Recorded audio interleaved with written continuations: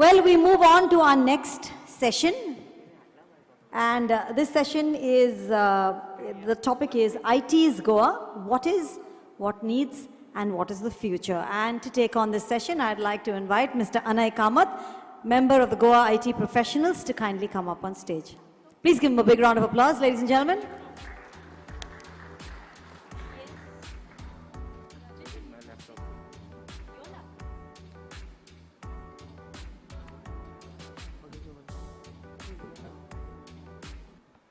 Good morning, everyone. Let me actually start by saying thanks to all of you, all the organizers for making this event possible, for all the volunteers who are continuously trying to ensure that we feel comfortable. Thank you. And to all the audience who took time from your busy schedule or other activities and tried to be with us here. I'm Anay Kamath. I'm Director of Technology for Mobile at Srijan Technologies. Srijan is having an office in Goa, in Porvorim. But for today, I'll be speaking on behalf of GITP, Goa IT Professionals. The topic is, it's Goa. Well, it's actually also IT's Goa. What is, what needs, and the future. It's not a grammatically correct statement, but probably I hope that once we go through the presentation, it might start making some sense. GITP is about people, people of Goa, and this is the story of their work. But when we start talking about people, right, I would really like to start from small people, like kids. Back in 2016, we had conducted a summer camp for kids, and guess what kids would do generally? What we used to do when we were small? Probably used to talk about movies and all, right? So this is what kids were doing in the summer camp. You have one kid talking about microcontrollers to other kids. Isn't that amazing? And we began to wonder, what happens when one kid, or generally kids, talk about stuff like microcontrollers with other kids? Do they feel confused? Right? Turns out not. You actually end up having many happy kids. So it's a valid question to wonder, do kids really understand about, about these stuffs like microcontrollers, computers, programming, robotics, and all that stuff? Turns out they can. Because they have a deep understanding, Turns out they have a deep curiosity in them. They are naturally experimenters. They just tend to experiment. The smaller they are, more experiments they will do. If it's a small kid of 3 years old, you give him an egg, first thing he'll do is he'll throw it down. Oh, it breaks. You give him a laptop, he'll throw it down. Oh, that also breaks. Maybe you give him a lock, he'll throw it down. Oh, that doesn't break. There's a scientific experiment going on over there, right? They're experimenters. We don't tend to do that, right? We're like, oh, this is like a very expensive laptop. Let me not throw it down. I'm trying to do some programming there. What will happen if I crash the computer suddenly? Let's not do that. But we are generally more cautious. We are not experimenters. But that's a problem. We don't tend to learn. Kids tend to learn naturally. It's just limitation is up to us to generally believe that they won't understand these concepts, but they do. And the more freedom we give them to learn them and more access we give them on the resources from where they could learn safely, it's better for them. So let's continue further. By the way, another young boy from... खूप अशा दुसऱ्या computer क्लासाक B घातिल्लो पूण आमी वाचतात पूण भुरग्यांक आमी कितलेशे तकलेन तांच्या घालूं शकतात हे वेगळो प्रश्न आसता पूण तांणी असो एक सिलेबस आनी एक कॅप्सूल कशें ताणें तयार केल्लें ज्यामुळे तांणी भुरग्यांच्या तकलेन घालें आनी तांणी ताजे वयल्यान फुडलें आपलें इन्फॉर्मेशन कशें सोदून काडचें हें ताणें तांकां दाखयलें. This is the feedback from the father of Gajesh Naik, and probably if you are referring to the newspapers, Gajesh Naik was in news for doing some great work in cryptocurrencies. Well, this was back in May 2016 when he participated in the summer camp. That sort of got him motivated into the technology in a very different way. And today, this young boy is having a YouTube channel. Just take a look at that. with 14,000 subscribers. He continuously speaks about different topics of technology and other things. But this is great. Like, he's a young boy who's talking about technology and has something like 14,000 subscribers. We used to probably just watch other heroes and Bollywood movies on TV when we were that young. It talks about the changing times and the changing needs. And that's exactly what we're talking about, right? We need to look at people. We need to understand people. What can we do with those people and for those people? But that made us continue. That experience made us continue. Kids tell you a story, right? That experience made us continue. We continued further in a science film festival of Goa, or science film festival of India that happened in Goa. We actually conducted a workshop for junior level on Scratch programming. That was the first time we were really trying to teach programming to kids. We talked about microcontrollers, fine, but how do they do with programming? It turns out they did very well. In this event, a lot of students from 6th standard onwards participated in the event. They participated via their schools, so their teachers were also there. And they actually performed all those sessions well, and we learned something more. We thought we'll base the session of some simple programming things, but as they started talking, as they started opening up, discussions went from maybe something like a for loop in programming all the way to E is equal to MC square. So next time be careful. When you say you're open to questions in front of a kid or a young student, be prepared to answer what it means by E is equal to MC square. Right? At the same time, we had a problem. We realized that this was a big problem because what used to happen is in schools, a lot of computers, school computer labs, computers were not functional.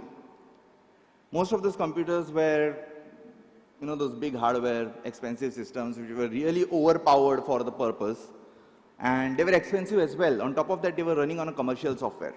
Sometimes schools can't afford to continuously upgrade it. And not just schools, right? What if a parent wants to give that similar experience to their children at home? Should they buy all those expensive machines and give those things to him? Turns out, we did not do that. We realized an RPi-based system, Raspberry Pi, it's called as, can actually run the entire curriculum prescribed for the school syllabus. And we made multiple demonstrations to prove that yes, this can happen, but we sort of, at that point of time, we didn't get much response from the department and the government and take it forward. The schools continued to use all those bulky computers, and that was the story. But try and relate to this, right? All those kids who are so smart, just missing on the opportunity because the schools can't provide them with a good computer. That's a generation of capability lost for a society. Just think about that. This is where one of our core group member, Mr. Vincent, came up with an idea. He took it upon himself and started a crowdfunding campaign. Crowdfunding campaign to, just appeal to people, collect the funds, get all these Raspberry Pi computers, and start fixing the labs in various schools as per their interest. And how much change do you think it can bring? Let's take a look of the social impact. So this is the data published. It actually turns out around 208 systems have been revived across 38 schools for around, you can see the fund over there. And it actually helped more than 6,800 students. And it continues to help more than 6,800 students every year. And this is without any government support. All by one person's initiative with support from common public. This is how change happens. Going back to our topic.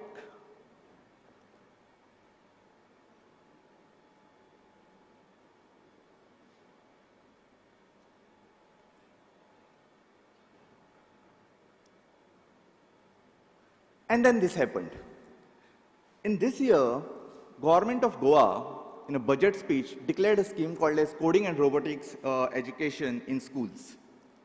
It's actually a pretty interesting scheme, and this is all that is declared in the Gazette, but that actually made us really, really happy. Whatever we were expecting for our future generations to achieve, that might be happening possible right now. And every good effort, while we also criticize the government, every good effort should be duly acknowledged. And we should take time for that. So let us quickly try and understand what this scheme was about. We'll just take probably 5 minutes to look at this scheme before we start with the topic, because this is latest that is happening this year in Goa. CARES is a massive project involving literally almost all the computer teachers across Goa. It's not like urban or a rural area or something like that. It's not a pilot. It's happening all across the Goa at the same time, involving all the existing computer teachers. Right? And also it involves some experts within Goa, and we are also trying to talk to people outside of Goa to get support and knowledge, learn from them basically. But it's a curriculum, basically at the heart of it, it is a curriculum which is designed to develop computational and design thinking at a very young age. It's not about teaching them programming, not about trying to make them engineers. Everybody need not be an engineer, right? Everybody doesn't want to be a singer, but professional singer, but you still go for singing classes. It's important for kids, if they are really, really interested, to see the field, learn from it. So this particular curriculum is actually designed to develop the thinking and critical mindset. And what is core about this is actually built into the curriculum. It is not trying to define it at a vision level, it is built into the curriculum. All the lesson plans do not give any solutions to any problems, nowhere. Not at the beginning, not in the appendix, not in a separate copy, nowhere.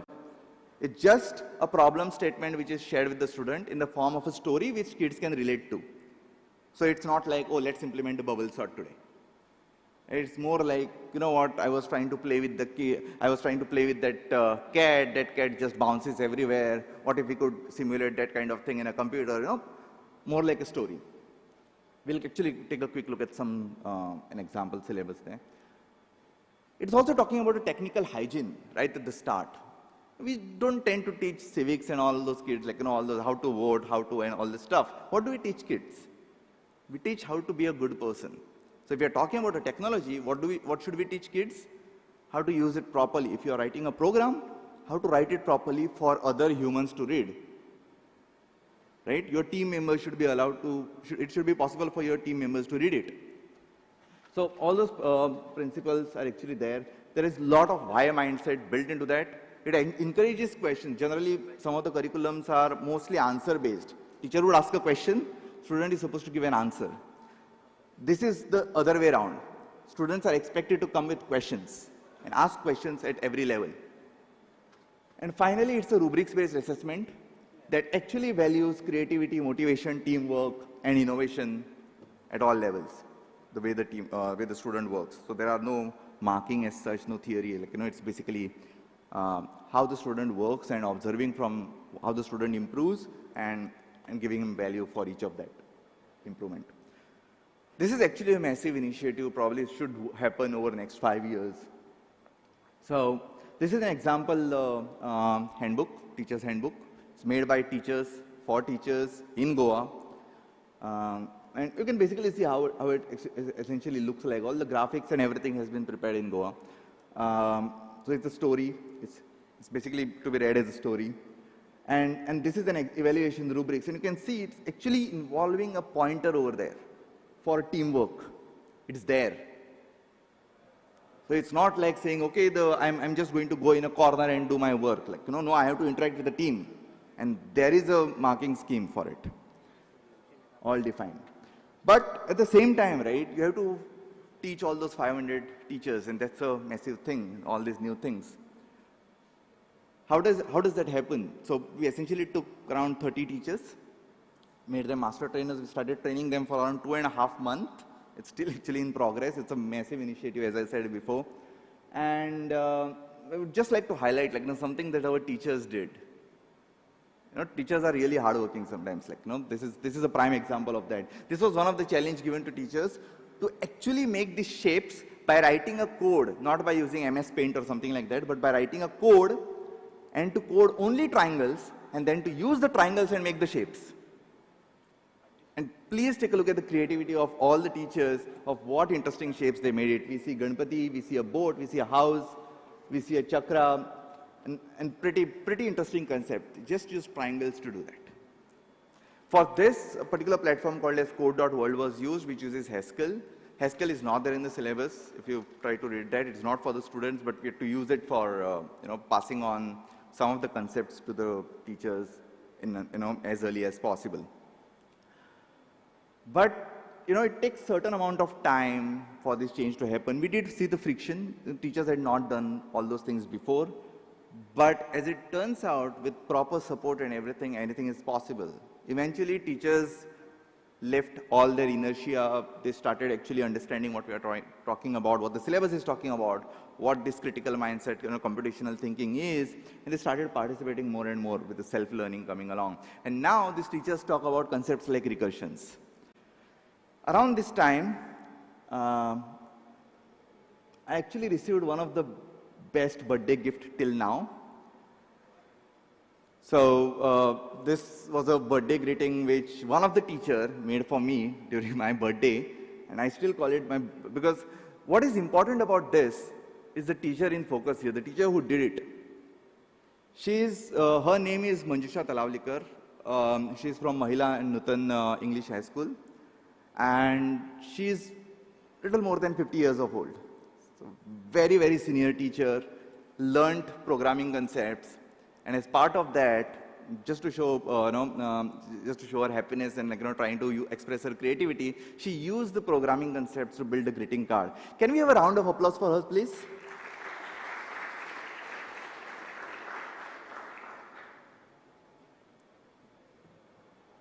So as I said, it's about people, right? Let's quickly move ahead from this topic. First topic, what is IT in Goa? And these are some of the IT companies which currently exist in Goa. Across various fields, there are across various domains, there are some young startups, there are some internet service providers, some companies which deal with advanced technologies like Haskell, they exist in Goa. So let's start by reading at some quotes. I've kept it open, you can just go through it quickly. But these are real quotes from real people who have actually invested or shifted to Goa. And let's learn from them. So he's Rahul Devan, he's founder of the company where I currently work at, Srijan. And what he tries to say here is, Srijan was actually very few companies who actually shifted to Goa, as in started a center here. And when it started, it actually was an experiment to deal with people with a travel bug. So when they started, a lot of people, just out of curiosity, shifted to Goa, many senior people. They eventually liked it, they stayed here, and they moved on from that point onwards. Please take a look at the points below. He's talking about, panchayat areas, home-cooked food, table tennis, thought-provoking lectures by activists and all that stuff. That is what they were looking at. Right? They really want to have office in villages, not in centers or industrial areas. Then there is another person. He's from Germany. His name is Christian. He's from Germany. He came to India. He started a company in Pune called Nelkinda. Now, Nelkinda is a Greek name for Goa. But started a company in Pune, but currently he's actually shifted to Goa. He actually stays, few kilometers away from here, pretty close by. So, what does he has to say? So, he says Goa provides a great work-life balance. The infrastructure, high-speed internet and electricity after purchasing inverter and battery is almost good enough for work. But the atmosphere is like paradise. How can one not be in love with Goa? What did we notice common here? People are not talking about they want to come to Goa, because there are so many celebrities here, there are so many companies here and whatnot. They say they want to come to Goa because of its culture and the atmosphere. That is our unique strength. When we are developing something for Goa, we should not lose out on these aspects. People come here not because of some high-speed internet or something. Obviously, that's one of the choice. But primarily they decide for Goa because of its unique culture. The culture that gives them peace, that cultures which force them to innovate, make them innovate, and with a proper cool mind. Obviously, Sometimes, you can get far too relaxed and reach the state we call as Sushagat, but I think that's the risk we should be willing to take. Moving forward, what Goa needs, what IT in Goa needs. So again, let's start looking at some real quotes from real people. Again, back to our Vincent, he's managing partner at Uzurba Technologies. He has some heartbreaking feedback. Right? After a successful 2.5 years operations from Shorao Island against many odds, so this is an island which is still not having a mobile tower, and it's just few kilometers across the capital of Goa. Right? Against many odds, we went into pandemic work from home mode in March 20, here for a major growth, but then they faced the problems. You can read about those here. Since most of the colleagues that he had were like young and fresh, they couldn't actually adapt very well and learn in a work from home environment. And they eventually, there were multiple issues with broadband and other stuff. They eventually had to reduce down their operations. Sad story, but he's still hopeful. He's saying we'll be back soon. Here's another one from head of Srijan Goa office, Mr. Avinash. He's talking about some serious problems though. They actually started in South Goa, that they faced serious connectivity issues, so they moved to North Goa.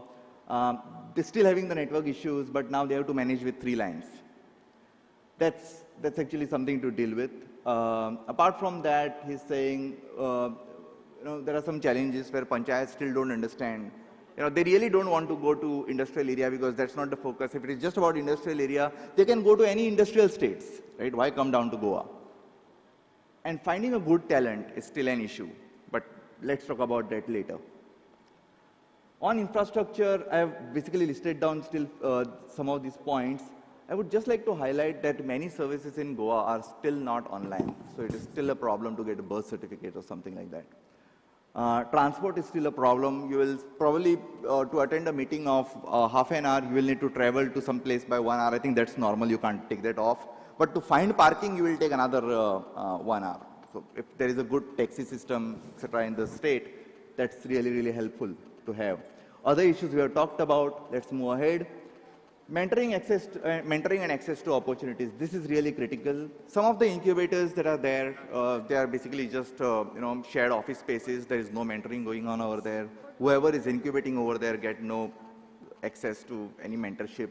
They don't know about storytelling, for example. They don't have a product thinking. And that is where they tend to fail. There is also an issue of success privilege, just like a white privilege in US.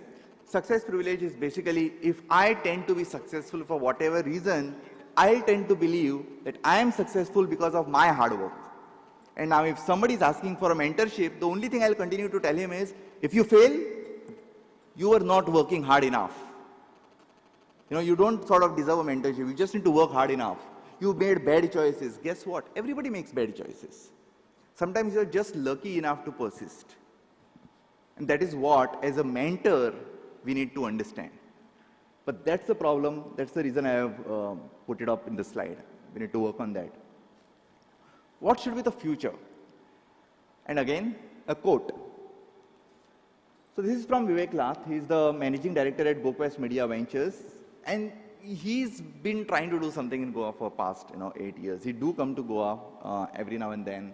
And he's really looking forward to do something in Goa. But some things are not yet working. But he wants to do it differently. And that's very interesting. So his idea is, try and get people, just like what Srijan did, right? Make it interesting for all those smart people from outside to come to Goa, work remotely, interact with local talent, upskill them, and at the same time, that also leads to spending in Goa, right? So what GST also does is it sort of rewards a state or a place where the spending is happening. So all that sort of fits in line. And the last line is important. I know a lot of people who have moved to Goa permanently from Mumbai and now working here. Goa needs to make an ecosystem to enable this further and attract international talent. So this, I believe personally, is a very, very interesting idea. Simple enough. Don't make any complicated policies. Don't try to figure out how can we improve all these colleges, all these syllabuses here and all that stuff. Just make sure all that good talent that exists in India and in the international market would be willing to come down to Goa, stay here at least for 6 months, and in that process, interact with all the talents that we have here locally.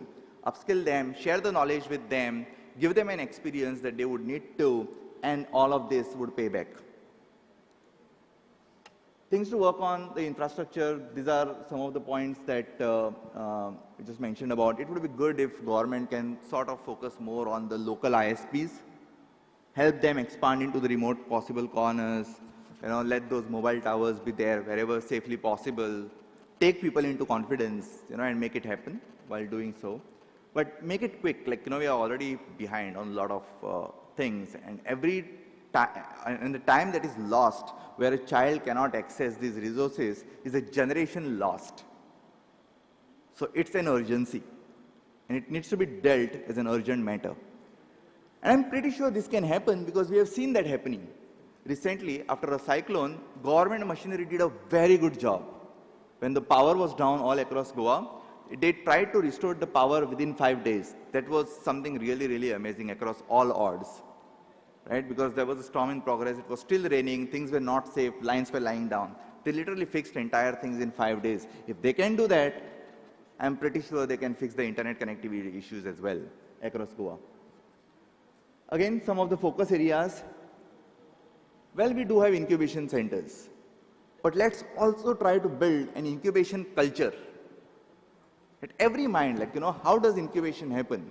How can we facilitate innovation? If a child tries to do something, if a very senior person has an idea, how can he incubate? How can he tell his story?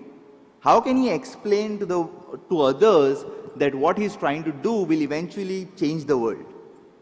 How can he get access to funds? If that kind of environment exists, it automatically leads to incubation culture. You don't need to invest in centers. But every school, every college, every house, and every corner will actually start thinking as if, what can I do next? What can I do better? While this is happening, we obviously need to ensure that the government start trusting all those startups which are there. Currently, for various reasons, most of these startups cannot participate in a lot of government tenders. That's bad, right? I believe government can actually simplify those policies and try and at least give some opportunities to these startups to participate in this. I'm not asking for a favor. It still has to be competitive. But when you probably put a clause to participate itself, you need to have 5 crores of turnover. How can a startup have that? Right? And should be willing to listen to feedback. There is a difference between a feedback and a complaint. We need to understand that, right? So while we are doing it, and while we are in this event, can we ask ourselves a question? Can we have another event? Can we have another event like Shark Tank Goa? If there is an event like this, how many people would be willing to participate in that? Those who know what Shark Tank is? Right? So do vote for this idea, and I think it can happen, right? Probably all up to the volunteers, like Shark Tank Goa. Get all the investors, let all the startups present their idea, let them get the investment right there. Let them get the feedback on their storytelling right there. And at the same time, just like a medical tourism, can we have an IT tourism? Thank you.